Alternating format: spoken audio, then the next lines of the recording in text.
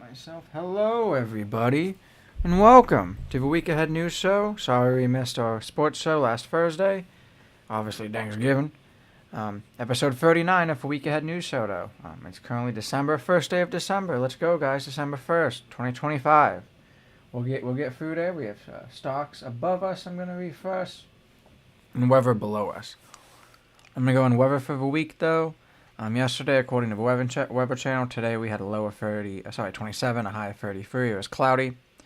A 15% chance of precipitation today. Tomorrow we're estimating an inch, 82% chance. AM snow, 23 low, 33 high. I'm gonna check real quick too to make sure that hasn't updated too much for tomorrow. About like 2 a.m. it's gonna start raining, and then it's gonna snow 3 a.m. to about 9 a.m. it's looking like. And I'll check precipitation here soon. About 0.3 of an inch, so not much. It'll be very pretty light, a little bit of moderate from about, it's looking like 5 a.m. to about 9 a.m.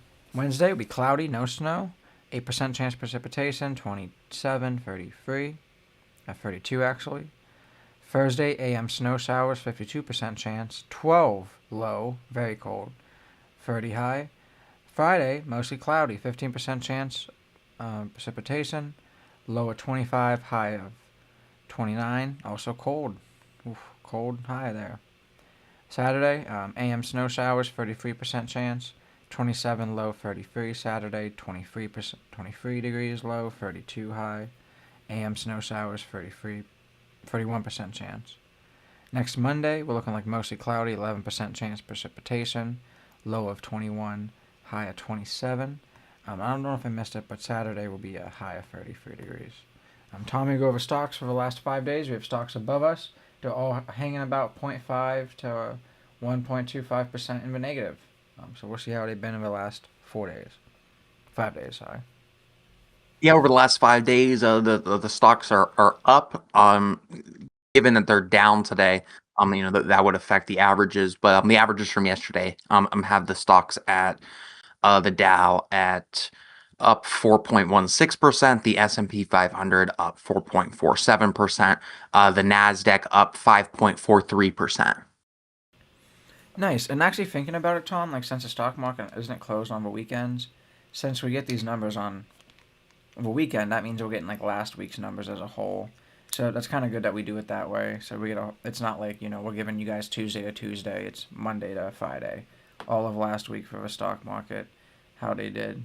So we were in the green last week. We're starting off in the red this week. So we'll have to see how it goes.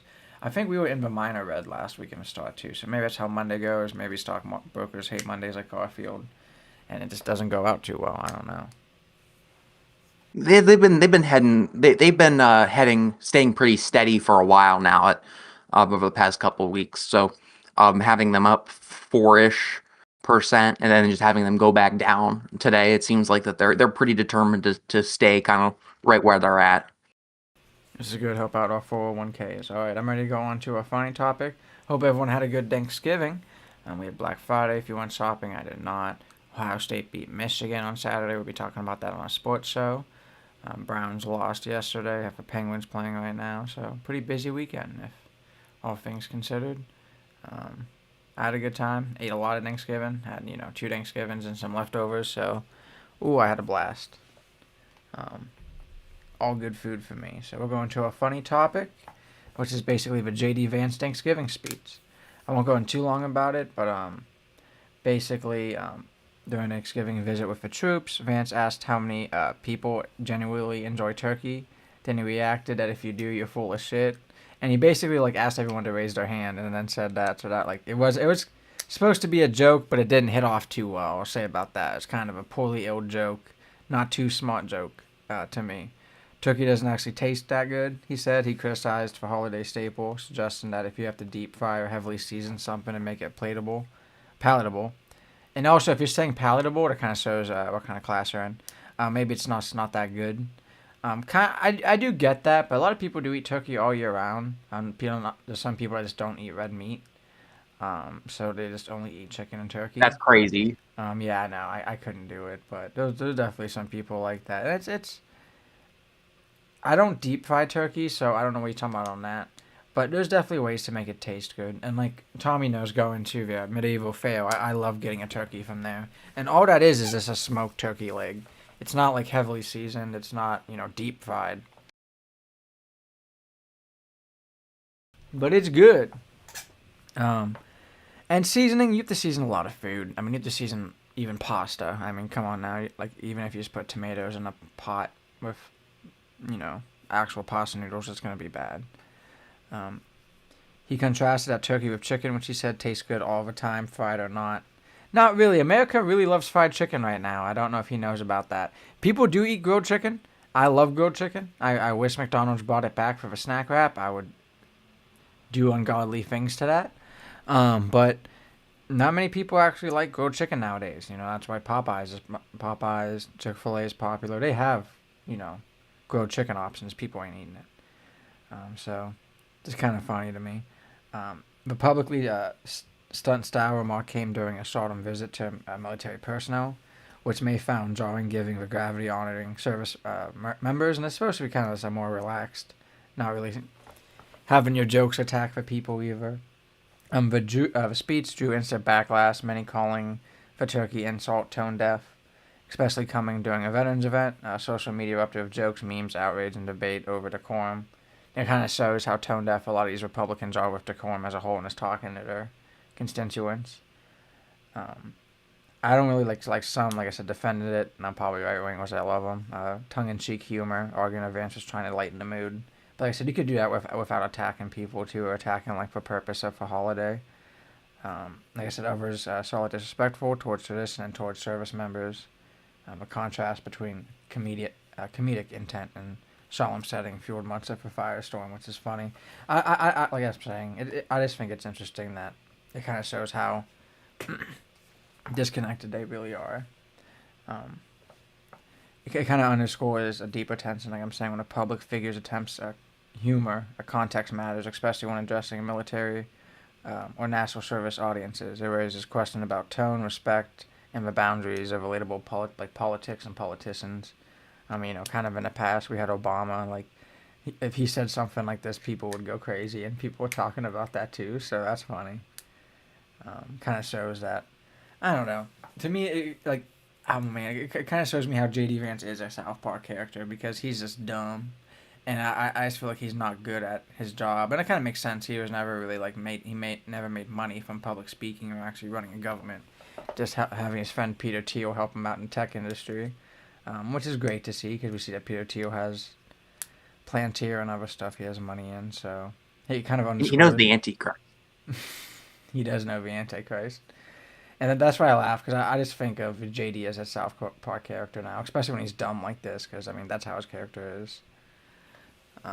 It underscores how simply, like, holiday toast can turn into a rally moment for critics or supporters, depending on how one frames it. And there's definitely more critics for this than not, even I've seen people on the right. What do you think about it, Tommy? So I'm breaking up my response into two sections. So first off, of course, this is a poorly, timed, joke. Service members, they're away from their families for the holidays. They're looking for some camaraderie, some connection. They're looking to celebrate the holiday. They're not looking to have a JD Vance, badmouth turkey in front of them. So no, I agree that the remarks, I mean, it's like what you're about to eat is shit. I'm gonna eat lobster on my jet. Yeah, no, I get that. It's totally, ill-advised. It was not appropriate. The job of the vice president in that situation is, simply to, support the men and women in uniform and and make sure that they feel as if that and make sure that they have as good as holiday as possible. So that's the first thing I wanted to say. Of course, I don't agree with sort of the way this joke was carried out. But the other thing I want to say is I actually hate turkey. like so if we take the context out of this and just the statement of like, why are we eating turkey on Thanksgiving? We should eat chicken every day instead. I actually completely agree with that. Yeah. So I eat turkey 2 times a year. I Oh eat it wow. on, or maybe no, I eat turkey on Thanksgiving, and I eat it on Christmas. And both of those occasions, if I can get ham, I'm getting ham. Well, Like no, I'm it, not it, I'm it not makes touching sense the though turkey. because I agree, and I really only like turkey bacon and like maybe sometimes like a club sandwich, but it makes sense because you would have to make like 4 chickens to feed your entire Yeah. family for Thanksgiving. So like basically America goes, "Oh, for big things like this, you need a big bird." You know what I mean? You need big meat. Um, a Big good meat. example would be like if it was like a barbecue and we were doing chicken wings, you would probably need for my family maybe 60 chicken wings. You know what I mean? Well, probably more. Probably more. How about this then, Lynn? How about this? How about cows? They're pretty big. Like cows got a lot of good meat. We got burgers. We could do steak. We don't need a big bird. We need a big cow. Let's get the big cow. For Christmas or Yeah. Thanksgiving. Well, that, Just that's the just thing roll that too. thing. It's like the price per meat because hams are good, but hams are pricey. And like it's like I bet that you get like half. Yeah, I bet like hams double the price per pound than meat than turkey. And you could do ground beef, but steaks would be crazy expensive, Tommy. If I won the lottery, if I won the lottery, we would be having flame mignons or porterhouses for every Yeah. holiday for the rest of our lives. But whew, that'd be And for pricey. me, this is not a for me, this is not a money thing. I could walk into my next Christmas, so there's some ground beef there. I'd be like, thank God I don't got to eat turkey. I'll give me some of this ground. Well, here. This is a good debate, real quick, because people have been talking about this. Would you rather have a taco bar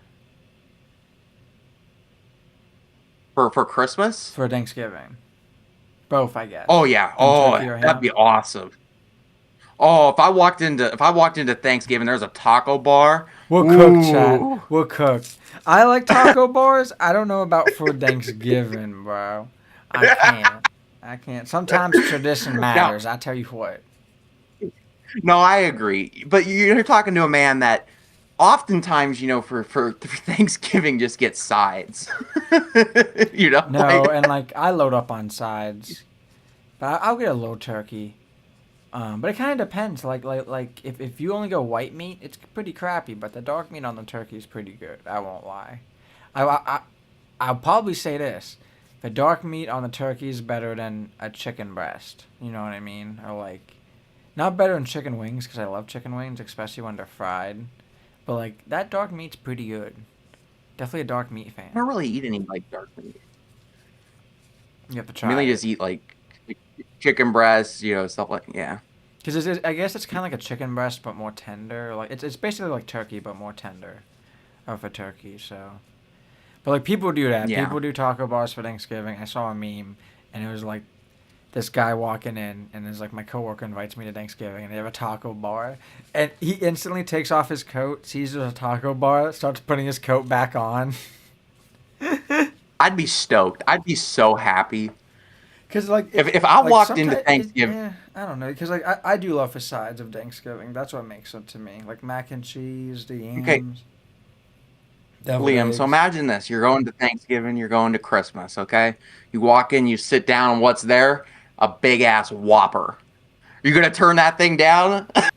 The thing is, I can get that any day. So I'm depending on my mood, I might. But like for I don't know why. Maybe it's for tradition. Like when you get ready for that tradition food, like I'm ready to eat it. You know what I mean? If you were like, oh, you're gonna have a Whopper for Christmas or Thanksgiving, maybe I can get hyped for it like I do for traditional food. But I don't know, bro. I Here, don't know. I, I'd I'll be admit sitting this there if it was publicly. Thanksgiving. I'd be sitting there and we could have Popeyes all the fast food, and I'd be like, "But I want a deviled egg. I want 8 deviled eggs in my mouth right now." But go on. I'll admit this publicly. I don't care. I love Sheets because they're open 24/7, 360. They're open on Christmas. I can actually get my Mexican food. I've done it. This Thanksgiving I went to Sheets on Thanksgiving Day after I get night. it though. Like Like if it's if, like I if want. you have, I was talking to a guy at a council meeting, and he was like, like most of my family's passed. It's really just me and my wife. I get that. Maybe make a small meal, but like a good example, Tommy. I'm like the opposite. Where like if there was a taco bar at Thanksgiving, I would need to go to Seats at the end of the night. Because like I wouldn't eat much of a taco bar because I'd be so pissed I'm not eating deviled eggs, and then I would be hungry later, and I'm like, all right, let's go to Seats.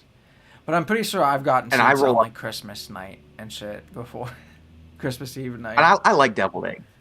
Deviled eggs are good. I love deviled eggs. They're good. Yeah. But I'm the opposite. I walk in there, I'm like, damn, turkey. I got to eat this because of the tradition.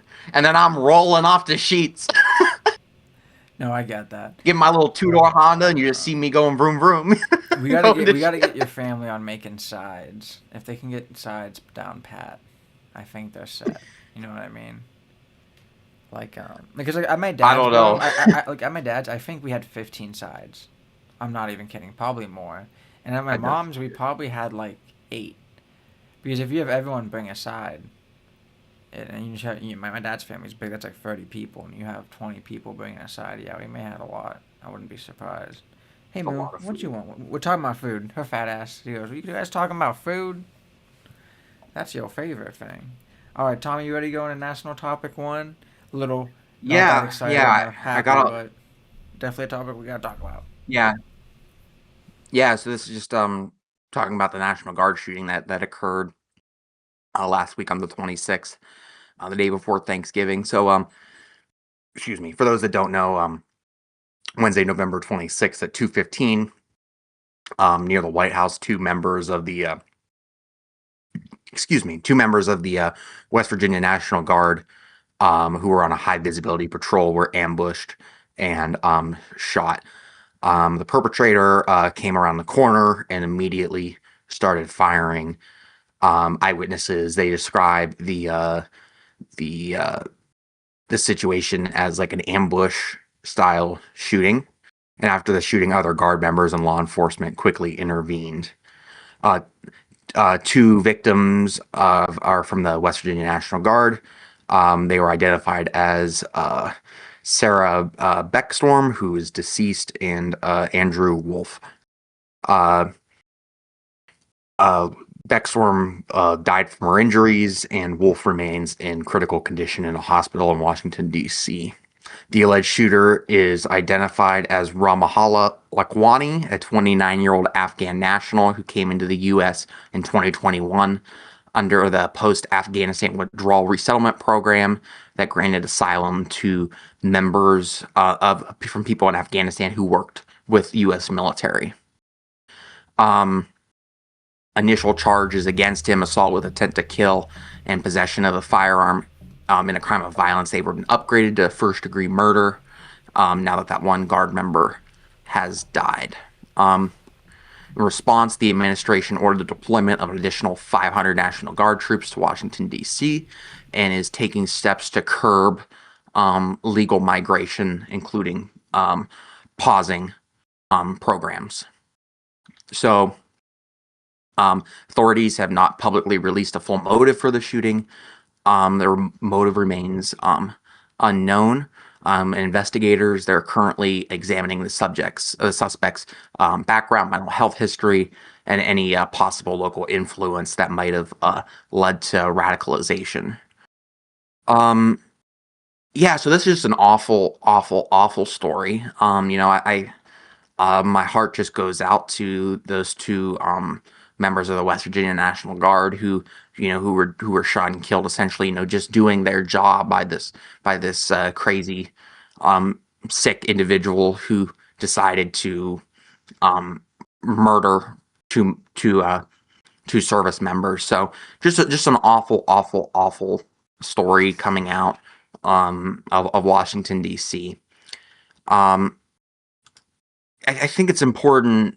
to talk, and it's always kind of uncomfortable to talk about, but it's so important that we, as a country, we don't over respond to something like this, like we're currently doing now. Like as I was just talking about, the Trump administration, they're taking steps, curbing legal migration, cutting off green cards, cutting off Afghan nationals who worked valiantly with our service members in the war in Afghanistan. It's what this specific individual did in this murder is something that needs to be, addressed and punished accordingly. But to use the murder of two guards members to um ex- to further a radical immigration agenda that is not within the interest of the United States of America is something that, even following a terrible attack like this is something that is just something I can't support because it's not um, in line with humanitarian principles and it's not in the national interest of the United States. So, um, yeah, just a terrible, terrible, terrible, um, sad story coming from our nation's capital, and of course, that expected overcompensation. Mm-hmm. That's going to hurt a lot of innocent people that need or to come to the United States for legal migration.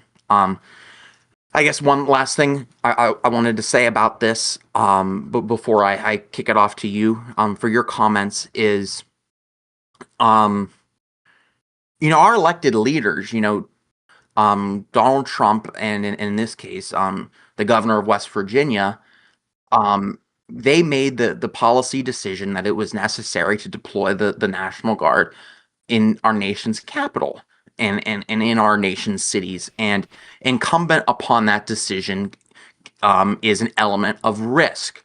There's always a risk when you deploy, members of our military out Mm-hmm. and out. So they these two leaders they decided that essentially deploying the National Guard to our nation's capital was worth that risk, despite the fact, we are not at war. So it kind of does make you wonder, sort of the underlying wisdom of deploying these troops at all. And to be clear, I'm against the troop deployments. I don't think troops, should be enforcing local laws, but even just getting my personal stance out of it. Um, these troops were there because of Republican politicians who made bad policy choices deploying them in the first place. And I think that's another thing that not a lot of Mm-hmm. people are talking about, but it's worth, at least considering. But yeah, just terrible, terrible news coming from our nation's capital. What do you think, Liam? No, agreed. And I think one part you missed real quick was that he was granted asylum in 2025 finally, after he came here in 21 as a refugee. Okay. And like I agree, we shouldn't be attacking, people that aren't going to do stuff like this. Obviously, he did it for a reason. So if we could find out, his background, because obviously I think he was like part of the special forces over there and helped us out. So obviously, like he may have had some like form of PTSD, he had some form of training to see if there's just like some type of mental health issue, and then kind of what Tommy was saying too, something that may have radicalized him and made him want to do this.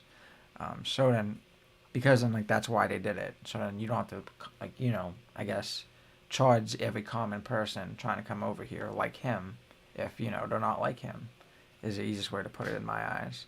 Because we've seen a lot of Trump talking about it, and everyone, his DA, um, press secretary, and everyone kind of, trying to skirt that. Oh, he came under here under Biden in 21. Well, he did, but then he was granted asylum in 24 under Trump. So it's kind of like both of these systems need to get looked at and fixed. And if you can't just say, oh, we're not going to bring anyone in, it all depends. Like I agree that morally it's kind of right that if someone helps us in Afghanistan with our military, very helpfully a lot of interpreters do this, and they can come over here. I mean, not every interpreter is highly spec ops with stuff in the past and mental health issues. If that's because he has to have some mental health issues to kill someone, I guess too is a certain way to put it.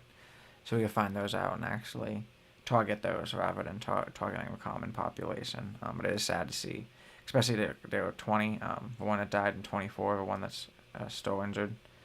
So young people from West Virginia probably just trying to make money in a poor area.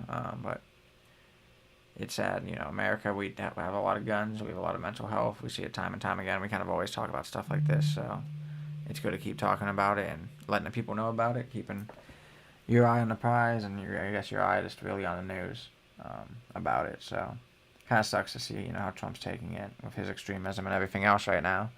We're going to see him just tidal wave it. So anything else, Tommy, before we go to a local topic one?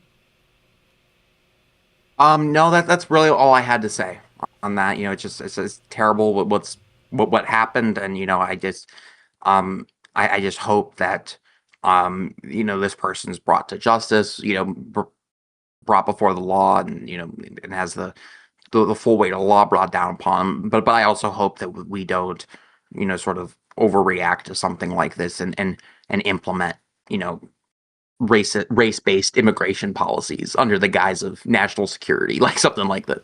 So Yeah. yeah, that's all I had to say. Like we've seen with 9/11 and a lot of times in our past. So we have to be better than that. But obviously, political violence is bad too. So don't do that. But let's not be extremists on the other side as well. Just because someone's extreme on against you doesn't mean you turn to extremism to go against them. Sometimes either. So a local topic one, which we've been talking about a lot. Last time we were talking about this, they were opened, VER and some other parts of the hospital, and we're planning to open up more. But for Insight Hospital in Warren closed again, suspended operations again in late November 2025, just a month after reopening. The shutdown stems from a notice by the Ohio Department of Health, or ODH, which on November 17th told Insight it planned to revoke the hospital's license in mid-December unless certain violations were addressed. In response, Insight said it could not admit new patients until ODH gives full permission and support to operate, effectively pausing all hospital functions. For regulatory and certification problems, the hospital's agreement with Centers for Medicine and Medicaid Services (CMS) was terminated as of October 10th, 2025, because Insight Trumbull failed to meet multiple conditions of participation, including issues around governance, patients' rights, discharge planning, and compliance with the EMTALA, or Emergency Medical Treatment and Labor Act. Even though Insight had earlier claimed a license and attempted reopening on October 14th, the CMS termination undercutted the effort, according to the Insight public statement. The regulatory hurdles and barriers placed by ODAs have fundamentally undermined their ability to operate sustainably.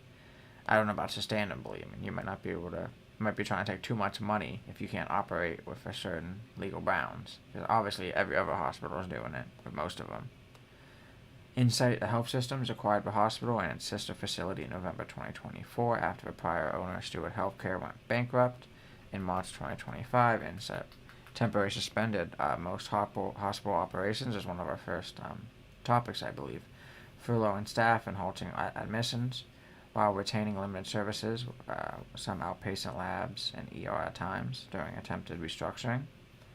Over the summer, Insight leadership said they plan to rebuild the hospital as a non-profit, physician-led, and patient-centered. It should be easy to follow easy regulations then. A lot of times these type of places go above for base regulations. On October 2025, Insight announced it had obtained what it said was a CMS and Medicare certification, though official CMS records indicate certification was terminated prior, so they lied about that. Some reaction and legal impact. Hospital staffs and unions are deeply frustrated. Some staff were called back after layoffs, and now again face uncertainty with a new shutdown, a new layoff pretty much. For example, the union representing many nurses expressed shock at fewer abrupt closure. Local officials, including the mayor in Warren, indicated that they were monitoring the situation, expressed hope, and that once regulatory issues were resolved, the hospital could reopen, while acknowledging the regulatory problems. Some of this is needed, though. I mean, if it's a hospital, you just have to really care for your patients and have clean areas if that's really what it's all about. Once again, the community now faces another significant gap in healthcare services, particularly hospital-based care for Warren and surrounding Trumbull County, for closure risks at emergency, acute, and rehab care. Trumbull had, mental health facilities as well. They have so much stuff. Labs, like we said, you can go for labs for blood work, MRIs. It was I believe it was a trauma 1 ER, and now really all in one you have St. Joe's, which is a trauma level 3. What's still unclear and what remains to be resolved. Insight has resubmitted a response to ODH's notice, but it's unclear what, if any, corrective measures will satisfy for their state license reinstatement. There is no public full timeline for reopening. If that becomes possible, no clarity on whether what services, ER, inpatient, outpatient, or rehab, will resume. Staffing remains a concern after layoffs and furloughs earlier this year. Like we said, many hospital employees were displaced. Rebuilding staff will require significant hiring, training, and rebuilding trust. And sometimes you gotta spend more. You're spending more money if you're doing training, but even then, like, you have to hire some of these people more because some of these people go just get better jobs, higher paying jobs. For patients relying on Medicare or Medicaid, the termination of a CMS agreement complicates potential access until compliance is resolved. Treatment and billing remains uncertain, and that's for a lot of people in this area too. That's a major deal. Personally, I kind of think like once you get bought out by a hedge fund, like they try to make a lot of money, but you still have to run the facility right and do the right thing. And if they're just trying to make too much money, that's wrong. Obviously, like I'm saying, if every other hospital can follow these regulations, they can too. So they need to get to it, get whatever equipment, facilities in check they need to. A lot of places have these issues, but there's a reason for it, and it's to protect us for people. So that's my quick opinion on it. Tommy, what's your opinion? I have no faith in these people. I don't think this hospital is going to reopen. You know, once I learned that that they lied, that they said that they obtained that Medicare and Medicaid license that gave them the ability to receive those types of patients. Once I learned that they lied about that, I've just lost all confidence in them. And additionally, I think that's a broader problem that's gonna be facing our community right now. Is people are not going to want to go to this hospital. Mm-hmm. you know, um, And also, like it's been mismanaged. like it could be like legal fraud. Like that could be kind of like considered fraud if they build people like that. So if they accepted people with Medicare and they're like, oh yeah, you could go here, and then they're gonna get billed like they're not, what do you call that? Not connected, Yeah, but in network for Medicare. You know what I mean? That's yeah. kind of fraud. And they did that for a month. So maybe like that's also like, oh, your state of Ohio could say, if you're doing this, this is bad too. But we'll have to see. That's crazy. Hopefully, no one got scammed for that because I'd be pissed. But go on. Sorry. Yeah, so they lied about that. And they keep bringing their employees back to work. Oh, you have a job. Oh no, you don't have a job. Oh, you have a job. Oh no, you don't have a job. They keep doing, like, eventually people are just going to say, I'm not coming back. And eventually people are going to say locally in the area, I don't trust this hospital and I don't trust the owners. You know, so and I think we're slowly getting to that point now locally where public trust is just being so eroded in this Trumbull hospital that essentially, of Mm-hmm. course, it's going to be bad for the area.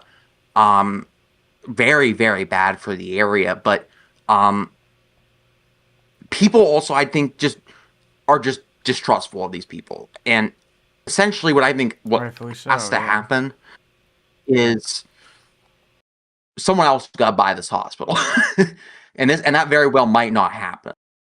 So like, I was talking to some people about this.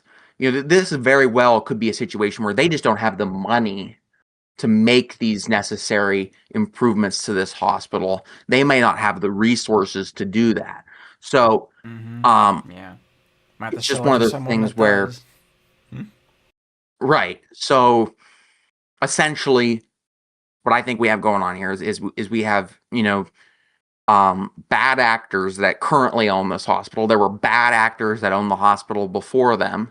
They're lying to the public. They're undermining the trust of their workers. They're undermining the public trust. And it's all just really, really, really unfortunate because, like I say, who this hurts is people, like, people that rely on the services of a hospital, and it's so important that we have a non-religiously affiliated hospital around here, and it's just unfortunate that this is the way it's all been going down. But Sure. unfortunately, I'm the type of person, once you lie to me, it's like, like some over something like that. Like you told me, inside that you had this license, and then you don't. Like that's just one of those things. Like one strike, you're out. Yeah, Like you're eroding trust to the public. yeah, yeah. So, it's very, very, very unfortunate what's going on, and you know, hopefully it gets resolved through a new owner, or maybe who knows? Maybe I'm wrong. I'd love to be wrong. Maybe they do get their act together and actually repurpose this hospital. But the big takeaway is this is we're losing, we're losing. Mm-hmm. All right, I So agree. that's all I had to say on that. All right, thank you for giving me that break. We can go into national topic two because I got two back to back. Get that quick breather in. National topic two be kind of quick. It was just how let me move my mic real quick. Last week, Trump said tariffs to reduce U.S. deficit by 1 trillion less than previous estimate. And we'll go into that. Um, So basically, what the CBO found and how the numbers matter, the CBO now estimates that tariffs imposed between January and November 2025 will reduce the U.S. deficit by 3 trillion through 2035. Still significant, but 1 trillion less than the roughly 4 trillion projection from August. They were saying. A lot of it, I probably bet, is because they switched it up too, because like a lot of them they cut or made deals about silicon, or Apple has deals because they gave Tim Cook gave them an a gold bar, and obviously if most people buy iPhones, and Google has a deal with him too because they gave him money and they're having part of a ballroom funded by Google, all that crap. Specifically, they expect 2.5 trillion reductions to a primary deficits for government's operating budget before interest on debt, and roughly 500 billion in savings on interest payments over the same period. That is over about 10 years. So we know Trump's going to get out in what, 29? Um, so we never know. Like there's still Unless he decides to be president for life. like he wants to be. Yep. Um, that's one thing I always find interesting, even with the left and like Biden's plan. Like if it, I'm pretty sure they do the same thing. Like they always have like this 10-year plan, this 5, 10, 15 years, for taxes and stuff. And it's like I get it, but like it has to stay in place. So if this doesn't stay in place, we're not going to generate all the money. And if let's say we cut the China deal eventually, China tariff as a whole because we're not buying our soybeans. A lot of this money could get lost. So it's interesting. The downgrade stems from the updated data on actual tariff collections and adjustments the administration made to tariff rates. Pretty much what I said earlier. So that kind of makes sense. And people will probably be buying a little bit less in these areas too, but some more money. This isn't a small tweak. Shaving a whole trillion off projections, it kind of reshapes the whole narrative. Previously, the backers of a tariff strategy touted a multi-trillion-dollar reduction in deficits, sometimes tying that projections to future plans like tariff dividend checks or expanded federal programs. With lower projected savings, those plans now face tougher odds. They actually want to cut our total debt, not just a yearly deficit.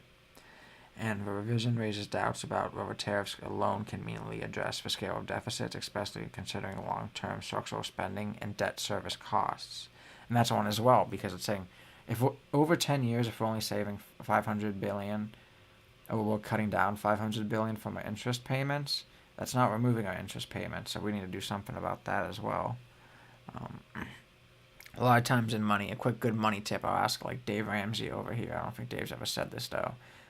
If you're buying a car or a house, if you cut your payments in half and make the first payment 2 weeks earlier than when it's due, or at the beginning of a month and then 2 weeks later, you're paying off that interest that accumulates on that payment. So you would actually pay off a house earlier. Those type of longer payments matter. What's on the table and what's changing? The tariff still delivers significant revenue.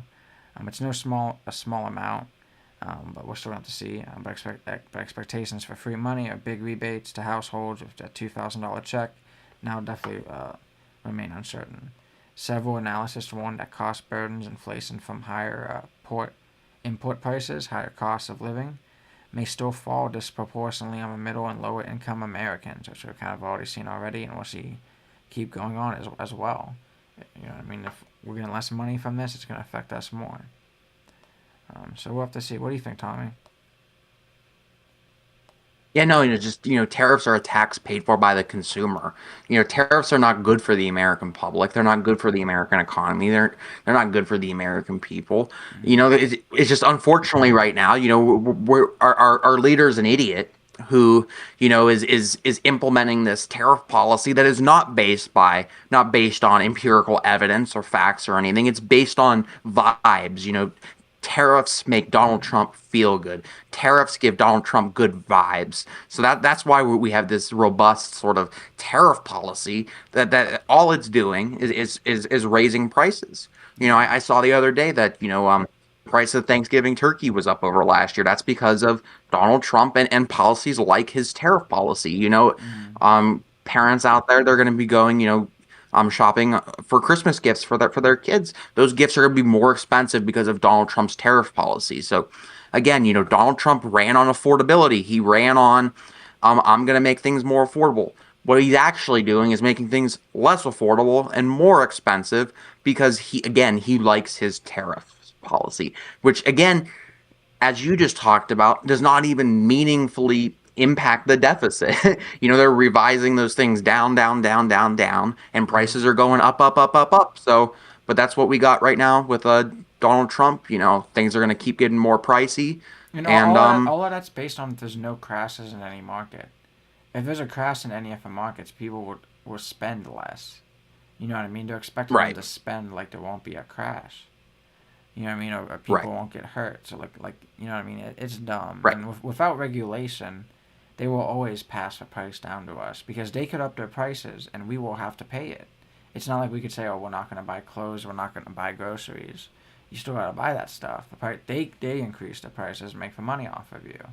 That's how it works. Yeah, I mean, like largely, I think like consumer boycotts, things like that. Like, people need things. Like, people just can't be like, I'm not just gonna, I just won't buy new clothes. Yeah. You know what I mean? Like that's not really a practical alternative. And like with monopolies, it's hard. You know what I mean? A good example is bananas. You got Dole, you got Del Monte, both bad companies.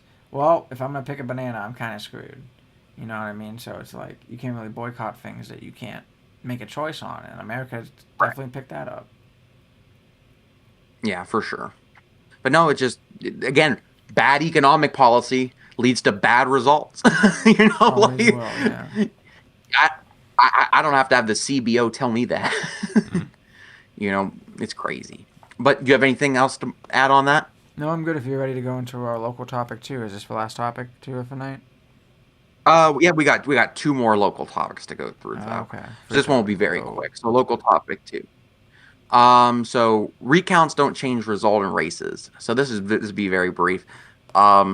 This is just a follow up on the November election. So 4 races in Trumbull County were subject to automatic recounts because their margins fell within the 0.5% threshold. On last Tuesday, so about a week ago, the Trumbull County Board of Election conducted a hand recount of at least 5% of the ballots in each race. And in one race, they had to fully recount all the ballots. After rescanning and validating the ballots, including provisional and absentee ballot, the board certified the results on November 19th. So there were an incumbent won in Mesopotamia Township by 1 vote. Liberty School Board, an individual won by a margin of 0.42%. And then in Lordstown Village Council, an individual won by 5 votes. Now, what I think is crazy about this story, I want to talk about this story briefly for 2 reasons. First reason is kind of crazy to me. So we were talking about that whole Ty Farmington Township fire levy we were talking about. So that ultimately failed. So last time we talked about it, it passed. Okay, but there was that one provisional ballot out there. So, and at the time it was leading 152 to 151 with 1 provisional out. A levy needs a majority, not just a plurality. It can't be tied. It's got to be 50% plus 1 for a levy to pass in the state of Ohio. And that person Drove Voted all the way no. back from Farmington. That person drove from Farmington Township to the Warren Board of Elections just to fuck over the fire department. It's just crazy to me. That's funny. Like you know, um, no, but I just found that kind of amusing that someone took all that time and effort to do that. But um, especially when I'm very much supportive of our local firefighters. Um, but no, I just wanted to briefly touch on this story. One, because I found that part kind of amusing, but also because um, your vote does matter in Yeah, elections. Like this I one did. just Yeah, a listed lot. all of these examples out there. This one person, this one person in Farmington made it so that they don't get their hundreds of thousands of dollars in money. You know, um, you know, Mesopotamia Township trustee. This one person won by one vote. Your vote as an American citizen holds an incredible power. Um, much of it symbolic and much of it practical, and what we see in situations like this, in tight local elections, your vote has so much more weight. And your Hmm. vote is always important, but in these local elections that are often overlooked, that's actually where your vote carries the most weight. And this recount effort, these different recounts, to just show that. So that's why I just wanted to talk about that. So what do you think, Liam? No, agreed. That's crazy. It really shows that your vote counts. And that one guy, he wanted to do it. I guess that's his right. That's funny to me. You know It's what I his mean? right. That would be crazy if his house caught on fire. Like, I'm not saying, like, do it. I'm saying, like, imagine, like, even if it was me and I was like, I'm in a township, I don't need a fire department. I don't need better trucks. And then my house catches on fire like 2 years later. And I'm like, well, maybe I should have voted on that. But I don't know. You'd That's be like, you'd be life. like, That's damn, his life. be like, damn, maybe I shouldn't have drove clear down to Warren to vote against to fix my provisional ballot. No, that's funny. That's And funny. it's crazy because nobody cures provisional ballot. Like Yeah, it's one of those things that, like, yeah, you can do it, but it's not common. So the fact that they did that was interesting. So that's crazy. anyway, so our last topic for today. Now it's my turn. Oh wait. Oh, you want me to talk about this one, Liam, or you want to break? If you want to do the whole thing and I could give my input, that would be good. That's fine. Yeah. So Ursuline hit with another lawsuit alleging assault and failure to act. So yeah, this is the latest saga in Ursuline. The lawsuit was this lawsuit was filed late Yeah, a November lot of in Mahoning topics County we've Court of talked Common about Pleas. before. Ursland, Insight. This is a Yeah, good week. this is a good update week. So yeah, hit with this fourth lawsuit. The Chandler Law Firm, on behalf of a woman, Mother Smith, and her minor daughter, pseudonym Daughter Smith, former Ursuline student, filed a lawsuit. Defendants named are the Ursuline High School, Catholic Diocese of Youngstown, assistant principal Margaret Demora, and the same administrator named in prior federal lawsuits against the city. So it's a state law. Civil action claims multiple violations under Ohio law: failure to report abuse, negligence, including negligent hiring, negligent supervision, negligent training, negligent retention, negligent infliction of emotional distress, and in general negligence, which is just general negligence of duty. So that's a bunch of different ways of saying negligent. Um, so the incident centers on a planned fight at the school on April 10th, 2024, according to the lawsuit. On April 9th, friend 1 told others she planned to fight daughter Smith. Friend 2 informed daughter's mother alerted the school via email, and then again the next morning, the school guidance counselor responded saying that she'd alert the administrator and would follow up. The next day, despite warnings, daughter Smith was attacked in the school cafeteria by friend 1, reportedly punched in the head and face, slammed into a wall, thrown to the floor by her hair, and reportedly attacked while on the ground. The suit calls it a pre-planned physical attack. After the attack, daughter was dazed, showed memory loss and concussion symptoms. Although her mother came to the school, the suit alleges that no staff called for medical attention. Instead, only two teachers, not the lunch supervisor, had been notified of the risk beforehand.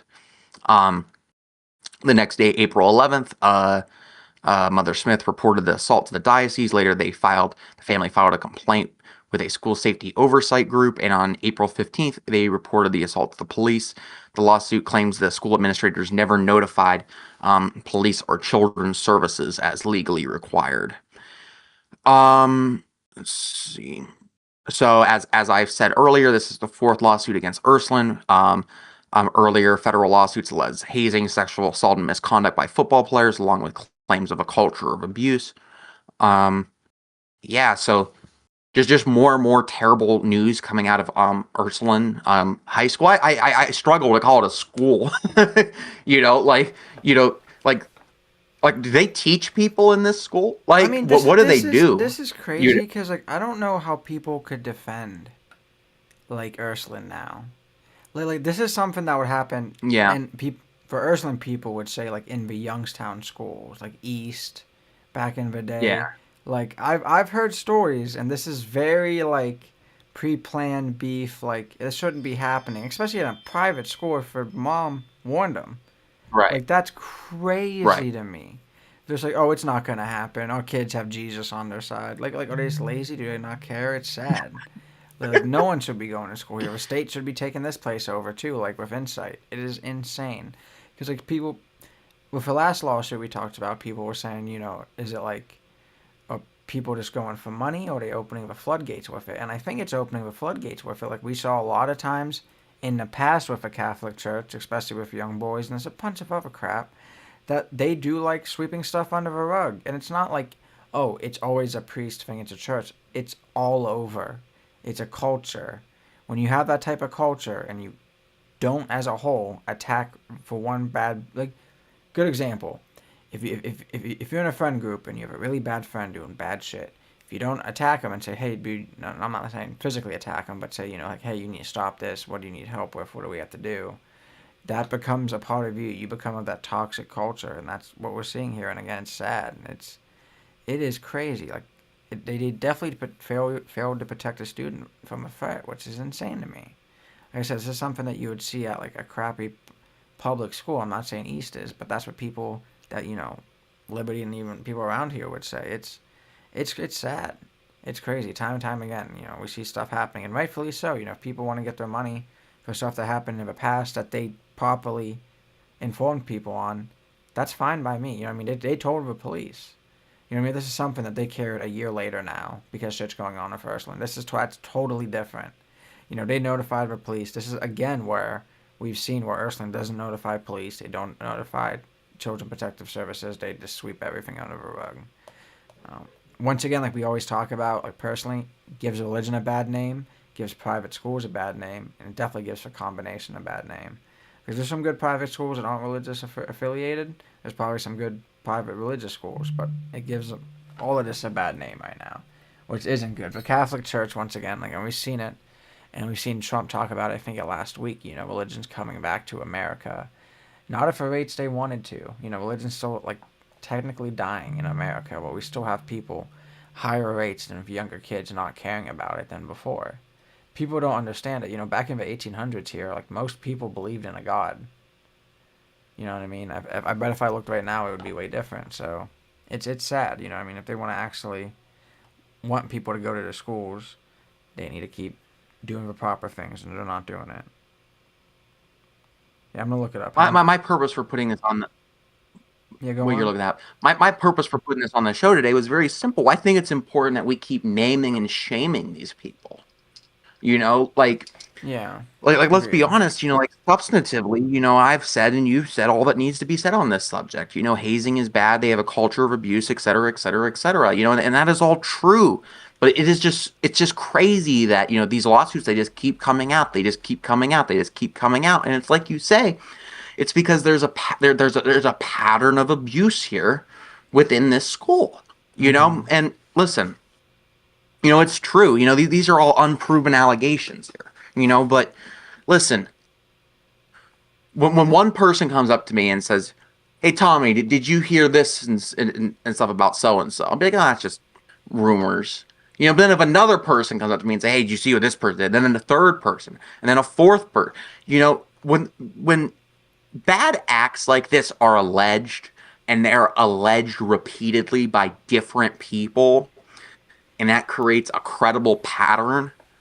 Personally, I look into it. I'm like, there's something here, you know, For and I have sure. a feeling this is going to be litigated fully, you know, and I encourage it. You know, I hope they get what they're owed. I hope they get a very generous jury if it goes Hmm. to the if it goes to a jury trial. You know, it's just crazy. It's just crazy. So yeah, quite simply, I Agreed. just wanted to point this out that you know, yes, this is still happening. Yes, this is you know, it's not over, and it's still very much worthy of our collective condemnation. Hmm. No, agreed. And like we definitely need to go after the schools for not actually properly protecting their kids time and time again. I mean, a lot of times people defend this if they're part of religion.